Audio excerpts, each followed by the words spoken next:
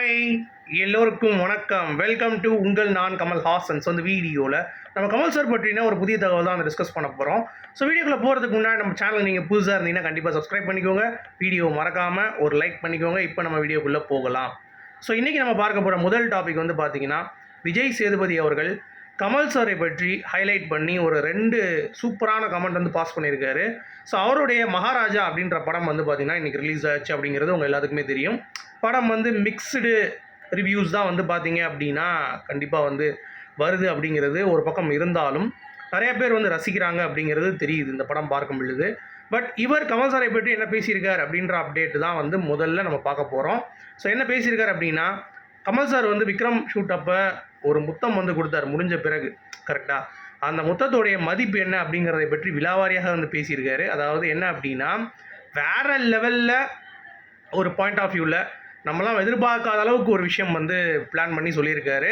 நம்ம ஒரு படம் ஷூட்டிங் அப்போ இவர் ஆடிஷனுக்கு வந்து அட்டன் பண்ணியிருந்தாரா. அப்போ வந்து பையன் பார்க்குறதுக்கு காலேஜ் பையனோட இன்னும் சின்ன பையனாக தெரியுறான், அதனால் இந்த பையன்லாம் வேணாம் அப்படின்ற மாதிரி அனுப்பிவிட்டாங்க. பட் அங்கே வந்து நான் செலக்ட் ஆகிருந்தேன்னா நான் கமல் சார் கூட இந்தளவுக்கு க்ளோஸாக இருந்திருக்க முடியாது.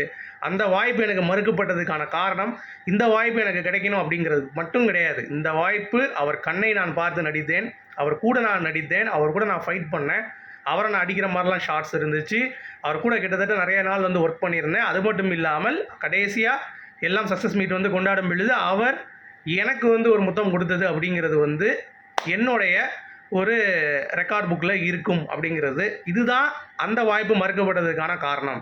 ஸோ இந்த முத்தம் அவ்வளோ ஒரு பெரிய ஒரு வேல்யூபிள் எனக்கு அப்படின்ற மாதிரி ஒரு பாயிண்ட் சொல்லியிருந்தார். இன்னொன்று, இந்த ஒரு ஆங்கர் வந்து பேசும்பொழுது என்ன சொல்லிட்டாங்க, நம்ம விஜய் சேதுபதி பார்த்துட்டு, உங்கள் கண்கள் வந்து கமல் சார் மாதிரியே பயங்கரமாக நடிக்குது, நீங்கள் எப்படி அப்படின்னு சொல்லி கேட்டோன்னே, ஏம்மா நீ வேறு ஏமா 7:30 கிளப்புற போம்மா, நாங்கள் சும்மா ட்ரை பண்ணிகிட்டு இருக்கோம், அவரெல்லாம் வந்து தொட முடியுமா நீ வேறு, அவரெல்லாம் நீங்கள் கம்பேரே பண்ணக்கூடாதுங்க அப்படின்னு ஒரே போடா வந்து பார்த்தீங்கன்னா போட்டார். ஸோ அப்படிப்பட்ட ஒரு உன்னதமான ஒரு கலைஞன். அவருடைய படம் மகாராஜா. முடிந்தால் கமல் சார் ஃபேன்ஸ் வந்து பார்த்தீங்கன்னா அந்த படம் பார்த்துட்டு சப்போர்ட் பண்ணுங்கள் அப்படிங்கிறது தான். ஸோ ரொம்ப இயல்பாக வந்து பேசியிருக்கார் அப்படிங்கிறது தான் நம்மளுக்கு கிடைத்த அப்டேட். அடுத்து 16 வருஷம் தசாவதாரம் அப்டேட்டுங்க. ஸோ பயங்கரமான ஒரு படம். கிட்டத்தட்ட 5 கமல் சாரை ஒரே ஃப்ரேமில் பார்த்த ஒரு மேஜிக் ஃப்ரேம் அந்த படத்தில் தான் வந்து இருந்துச்சு. அது மட்டும் இல்லை, ஹைட்டாகவும் கமல் சார் இருப்பார், ப்ளஸ் ஃபாரினராகவும் இருப்பார், ப்ளஸ் வந்து பார்த்திங்கன்னா பாட்டியாகவும் இருப்பார். இந்த மாதிரி வெரைட்டி ஆஃப் ஷேட்ஸில் ஒரு கேரக்டர் அப்படிங்கிறது ரொம்ப புதுமையாக வந்து கமல் சார் உலகத்தில் யாரும் பண்ணாத அளவுக்கு ஒரு முயற்சியை வந்து பண்ணிட்டார். அது மட்டும் கிடையாது, அந்த படத்தை சுற்றி சொல்லிட்டே போயிடலாம். ஃப்ளெக்சரோடைய என்ட்ரி, அந்த முதல் 10 நிமிஷம் கமல் சார் வந்து உள்ளே வந்து இந்த ரங்கராஜ நம்பியாக வந்து பார்த்திங்கன்னா நடிப்பார் பாருங்கள், அந்த நடிப்பு. அது மட்டும் இல்லாமல் அந்த பாட்டியாக வரும் பொழுது அவருடைய இது, அப்புறம் அந்த டயலாக், கடவுள் இல்லைன்னு நான் எங்கெங்க சொன்னேன், இருந்தால் நல்லாயிருக்கும் அப்படிங்கிறதெல்லாம் வந்து வேறு மாதிரியான ஒரு பாயிண்ட் ஆஃப் வியூ வந்து க்ரியேட் பண்ணிச்சு. அப்படிங்கிறதுல ஒவ்வொரு ஃப்ரேமும் வந்து பார்த்திங்கன்னா கதை சொல்லிச்சு அப்படிங்கிறது தான் வந்து பாயிண்ட். அடுத்து இன்னும் முக்கியமான ஒரு விஷயம் என்னென்னா, முதலில் 200 கோடி ரூபாய் எடுத்த முதல் தமிழ் திரைப்படம் அப்படிங்கிற அந்த ஒரு ரெக்கார்டும் வந்து பார்த்திங்கன்னா அது வந்து பெற்றுச்சு அப்படிங்கிறது ஒரு பக்கம். இன்னொரு பக்கம் வந்து பார்த்திங்கன்னா மிகப்பெரிய ஒரு படங்க அது. அதாவது அசாதாரம் அப்படிங்கிறது வந்து ஜாக்கி ஜான்லாம் வந்து இன்வைட் பண்ணி நிறைய விஷயங்கள் வந்து பண்ணாங்க அப்படிங்கிறது உங்கள் எல்லாத்துக்குமே தெரியும். அது மட்டும் இல்லாமல் லாபம், அதாவது ஆந்திராலலாம் வந்து பயங்கரமான லாபம். 4.5 கோடிக்கு நிஜாம் அப்படின்ற ஒரு ஏரியாவில் வந்து கொடுத்துருக்காங்க. கிட்டத்தட்ட 12 கோடி ரூபா கலெக்ஷனாக அந்த படத்தை கொடுத்த ஒரு டிஸ்ட்ரிபியூட்டரே வந்து சொல்லியிருக்காரு அப்படின்னா அந்த படத்தோடைய இம்பேக்ட் வந்து எந்தளவுக்கு இருந்திருக்கும் அப்படிங்கிறத நீங்கள் பார்த்துக்கோங்க. ஸோ பயங்கரம். அடுத்து கமல் சார் குவைத்தில் வந்து ஒரு அடுக்குமாடு குடியிருப்பில் வந்து பார்த்திங்கன்னா பயங்கரமாக தீ விபத்து ஏற்பட்டு ஒரு 50 பேர் வந்து இறந்துட்டாங்க அப்படிங்கிறது தான். அதில் இந்தியர்களும் வந்து இருந்தாங்க அப்படிங்கிறது தான். ஸோ அவங்களுக்கான ஒரு உதவிகளை அரசு வந்து பார்த்திங்கன்னா கண்டிப்பாக வந்து நீங்கள் வந்து கொடுக்கணும். ஏன்னா பயங்கரமான தீ விபத்துங்க, அது சும்மா கிடையாது. ஸோ அப்படி இருக்கும் பொழுது காயப்பட்டவங்களுக்கு வந்து கரெக்டாக சிகிச்சை கொடுக்கணும். அது மட்டும் இல்லாமல் இறந்தவங்களுக்கு கரெக்டாக எந்த ஒரு தொல்லையும் இல்லாமல் இந்த உடலை அவங்க உறவினர்கிட்ட வந்து கண்டிப்பாக வந்து ஒப்படைக்க வேண்டும் அப்படின்ற மாதிரி கைப்பட இவர் வந்து ஒரு கடிதம் வந்து எழுதியிருக்காராம். So hats off Kamal sir அப்படிங்கிறது தான். அடுத்து கல்கி.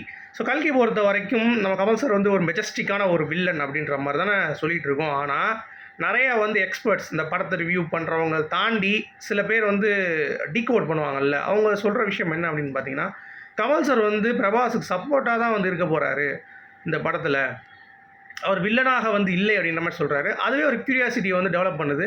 பட் எப்படியோ ஒன்றுடா, வில்லனோ ஹீரோவோ இல்லை எந்த ஒரு கேரக்டரோ கமல் சார் வந்தாங்கன்னா நாங்கள் வந்து அந்த தேட்டரை வேறு லெவலில் கொளுத்துவோம் அப்படிங்கிறது தான். சரிங்களா? ஸோ அதனால் அதை பற்றி கவலையப்படாதீங்க. ஒரு ஃப்ரேம் வந்தாலும் சரி, ஆண்டவருக்காக கல்கி வந்து பார்த்தீங்கன்னா முதல் நாள் முதல் ஷோ வந்து புக் பண்ணிடலாம் அப்படிங்கிறது தான் வந்து பாயிண்ட்டு. அதை பற்றி நம்ம பேச தேவையில்லை. ஆனால் யூஎஸில் வந்து பயங்கரமான சேல்ஸ், கிட்டத்தட்ட $1.2 மில்லியன் யூஎஸ்ஏ ப்ரீ சேல்ஸு ஆர்ஆர்ஆரை பிரேக் பண்ணிடுச்சு. ஸோ அந்தளவுக்கு வந்து பார்த்தீங்கன்னா பயங்கரமான ஒரு சேல்ஸ். அது மட்டும் இல்லாமல் நீங்கள் நல்லா கவனிச்சிங்கன்னா கிட்டத்தட்ட ஆர்ஆர்ஆர் பாகுபலி வைத்த ஒரு ரெக்கார்டை இந்த படம் பீட் அடிக்குமா அப்படிங்கிறது தான் அடுத்த கேள்வி. ஸோ கண்டிப்பாக இவ்வளோ ஒரு ஸ்டார் கேஸ்ட் வந்து இருக்கும் பொழுது கண்டிப்பாக இருக்கும் அப்படிங்கிறது தான். ஏன்னா கல்கி மார்னிங் 2:30 மணிக்கு காலையில் காட்சிகள் வந்து டிக்கெட் வந்து விற்பனை ஆகிருக்கு அப்படின்னா பார்த்துக்கோங்க அந்த படத்தோடைய ஒரு எக்ஸ்பெக்டேஷன்ஸ் வந்து எப்படி இருந்திருக்கு அப்படிங்கிறத நீங்கள் வந்து பார்த்துக்கணும். ஸோ பயங்கரமான எக்ஸ்பெக்டேஷன்ஸ். அடுத்து இந்த 16 வருஷம் தசாவதாரம் பற்றி நம்ம கேஎஸ் ரவிக்குமார் அவர்களும் சொல்லியிருக்காரு. அவைஷன்மி படத்தப்ப ஒரு ஷார்ட்டுக்கே ஒரு மேக்கப் போட்டு இருந்தார் அப்படின்னா கொஞ்ச நேரம் தான் நடிப்பார். நடிச்சுட்டு அவர் நான் டைலாக் எக்ஸ்பிளைன்லாம் பண்ண மாட்டேன், சும்மா அப்படி காட்டுவேன், படிச்சு இந்த மாதிரி எனக்கு வேணும் சார் அப்படின்பே. அவர் வாயே திறக்க மாட்டார். ஆனால் சீனில் போய் பர்ஃபார்ம் பண்ணிவிட்டு உடனே போய் ஒரு 4க்கு 4 ரூம் தான் இருக்கும், அதாவது சின்ன ஒரு இது மாதிரி வச்சுருப்பாங்க, அதுக்குள்ளே போய் இவர் வந்து உட்காந்துட்டு தலையை வச்சுப்பார் ஃபுல்லாக ஏசி சைடில். உடனே ஏன்னா வேர்த்து தான் மேக்கப் கலைஞ்சிடும் அப்படின்றதுக்காக அந்த ஒரு கெட்டப்புக்கே அவ்வளோ கஷ்டப்பட்டார். இதில் வந்து 10 கெட்டப்பு எனக்கு எப்படி பண்ணார் அப்படின்றதே எனக்கு தெரியல. அந்தளவுக்கு வந்து ஒரு உழைப்பு வந்து இருந்தது. எப்பயுமே ஒரு ஏசி ரூம் வந்து அவருக்கு வந்து அந்த மேக்கப் இருக்கிறப்ப இருக்கணும். இத்தனைக்கும் எத்தனை கெட்டப் அப்படிங்கிறது உங்களுக்கு தெரியும். ஸோ 10 கெட்டப் அப்படிங்கிறப்ப அவருடைய உழைப்பு பல மடங்கு அதிகம் அப்படின்ற மாதிரி சொல்லியிருந்தார். சும்மாவா சொன்னாங்க உலக நாயகன்ட்டு சொல்லிட முடியுமா அப்படின்ற மாதிரி தான் இருந்துச்சு அவருடைய அந்த பேச்சு. ஸோ வேற மாதிரி அப்படிங்கிறது தான். அடுத்து இந்தியன் 2 எக்ஸ்பெக்டேஷன்ஸ் அப்படிங்கிறது வந்து பார்த்தீங்கன்னா இப்போ பயங்கரமாக வந்து வந்துட்டுருக்குங்க. ஏன்னா இந்தியன் 1 ரீரிலீஸ் வந்து பயங்கர ஹிட்டு. இப்போ இருக்க படம் எவன் போகிறான், எல்லாம் வந்து இந்தியன் தான் வந்து போயிட்டுருக்கானுங்க. இந்தியன் தாத்தா எப்படி பண்ணுறாரு என்ன பண்ணுறாரு அப்படின்றத பார்க்குறதுக்கு. இப்போ என்னென்னா எப்போ ட்ரெயில் ரிலீஸ் பண்ணலாம் அப்படின்ற மாதிரி யோசிக்கும் பொழுது 28ஆம் தேதி பிளான் பண்ணியிருக்காங்க. அதாவது கல்கி ரிலீஸ் ஆன அடுத்த நாள். ஏன்னா அப்போ தான் வந்து ஒரு எக்ஸ்பெக்டேஷன்ஸ் இருக்கும். டவால் வந்து இந்தியன் 2 ட்ரெய்லர் வந்து ரிலீஸ் பண்ணாங்க அப்படின்னா அது ஒரு பயங்கரமான ஒரு யுக்தியாக இருக்கும். அடுத்து ஒரு 15 நாளில் வந்து படம் வந்து ரிலீஸ் ஆயிரும். ஸோ கரெக்டாக வந்து பிளான் பண்ணி காய் நகர்த்துகிறார்கள். கமல் சார் வழக்கம் போல் விக்ரமுக்கு என்னென்னலாம் பண்ணாரோ அந்த ப்ரொமோஷன்ஸ் பண்ண போகிறாரு. கேரளாவில் ப்ரொமோஷன்ஸ் ஆல்ரெடி ஆரம்பித்து பிச்சு எடுக்கிறாங்க அப்படிங்கிறது தான். மெயின் ரோடு அங்கங்கே எங்கே இருக்கிறோம் எங்கெங்கெல்லாம் பண்ண முடியும், மாலு அதுக்கு மேலாம் வந்து சும்மா கோபுரம் பயங்கரமாக பண்ணுறாங்க. கோபுரம் இல்லை கோகுலம் சினிமாஸ் வந்து பயங்கரமாக பண்ணுறாங்க. அதை வந்து பார்க்குறதுக்கு ரொம்ப மகிழ்ச்சியாக இருந்தது அப்படிங்கிறது தான். சரியா? அடுத்து ரொம்ப முக்கியமான இன்றைக்கி வந்து ஒரு செய்தி என்னென்னா, ரஜினி அவர்கள் கமல் சாரை பற்றி இவ்வளோ ஒரு காழ்ப்புணர்ச்சியா அப்படிங்கிற மாதிரி தான் தோணுச்சு. ஏன் இதை வந்து பேசிகிட்டு இருந்தார் அப்படிங்கிறது தெரில.